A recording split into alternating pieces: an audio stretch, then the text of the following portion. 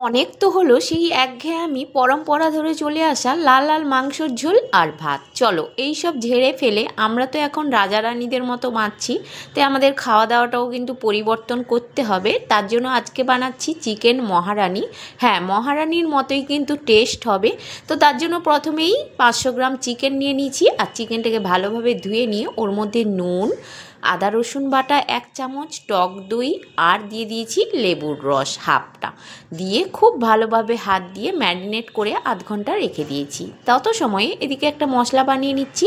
তার জন্য মিক্সিং জারের মধ্যে কতগুলো পেঁয়াজ, রসুন, কাঁচা লঙ্কা আর দিয়ে দিয়েছি আগে থেকে ভেজানো আলমন্ড আর কাজু, ভালো একটা মিহি পেস্ট বানিয়ে নিয়েছি। এদিকে কড়াইয়ের মধ্যে সর্ষের তেল আর 1 চামচ ঘি গরম করে নিয়ে ওর মধ্যে আমি কিন্তু মশলাটা যে বেটে নিয়েছি ওটা ঢেলে দিলাম। হালকা আঁচ করে কন্টিনিউয়াসলি নাড়াচাড়া করতে থাকছি।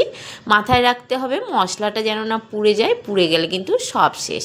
তো মশলাটা থেকে তেল ছেড়ে দেবে, প্লাস মশলাটার যে কাঁচা গন্ধটা বেরিয়ে যাবে, তত সময় পর্যন্ত নাড়াচাড়া করতে হবে। এখানে মশলা থেকে আমার কিন্তু তেলটা ছেড়ে দিয়েছে, সেই মুহূর্তে আমি কিন্তু চিকেনটা যে ম্যারিনেট করে রেখেছিলাম ওটাকে ঢেলে দিলাম, দিয়ে কিছু সময় নাড়াচাড়া করে নিলাম। এখানে গ্যাসের ফ্লেমটা কিন্তু বাড়িয়ে দিতে হবে। বাড়িয়ে দিয়ে কিছু সময় নাড়াচাড়া করে নিয়ে ঢাকা দিয়ে 50% মতো চিকেনটা সেদ্ধ করে নিতে হবে। এখানে আমার কিন্তু 50% চিকেনটা সেদ্ধ হয়ে গেছে। আর এই সময়ে আমি কিন্তু এর মধ্যে দিয়ে দিচ্ছি সেদ্ধ করা আলু। না, আলুটা কিন্তু আমি ভাজিনি। আরে হ্যাঁ হ্যাঁ জানি, এই সব চিকেনে কে আলু দেয়, আমরা দিই ভাই, কারণ আমরা আলু ছাড়া একদম চলতে পারি না। সে সুগারই হোক আর যাই হোক, আলু আমাদের দিতেই হবে। মাংসের কালারটা নষ্ট করবে বলে আলুটাকে কোনো প্রকারে আমি ভাজিনি, তাই আলুটাকে প্রেসার কুকারে 2টো সিটি দিয়ে কিন্তু নামিয়ে। এবারে একটা ভাজা মশলা রেডি করে নিচ্ছি। ভাজা মশলাটা হলো 1 চামচ ধনে, 2 চামচ জিরে, 3-4টে শুকনো লঙ্কা আর একটুখানি নুন দিয়ে ভালোভাবে ড্রাই রোস্ট করে নিয়ে মিক্সিতে গুঁড়ো করে নিয়েছি। এটাই কিন্তু এই রান্নাটার আসল জিনিস, এটা কিন্তু দিতেই হবে।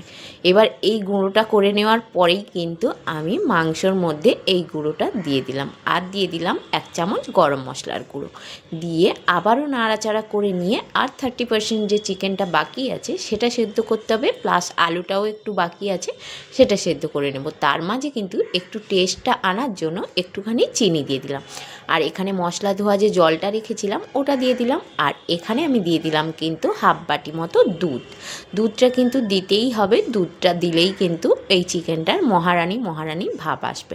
তো আমার কাছে ঝালটা একটু কম লেগেছিল, তাই এখানে আমি হালকা একটু শুকনো লঙ্কার গুঁড়ো দিলাম। তোমরা চাইলে কাঁচা লঙ্কার পরিমাণটা বাড়িয়ে নিতে পারো। মাংসটা কিন্তু ঝাল ঝাল হবে না, বেশ মিষ্টি মিষ্টি টাইপের মাংসটা হবে।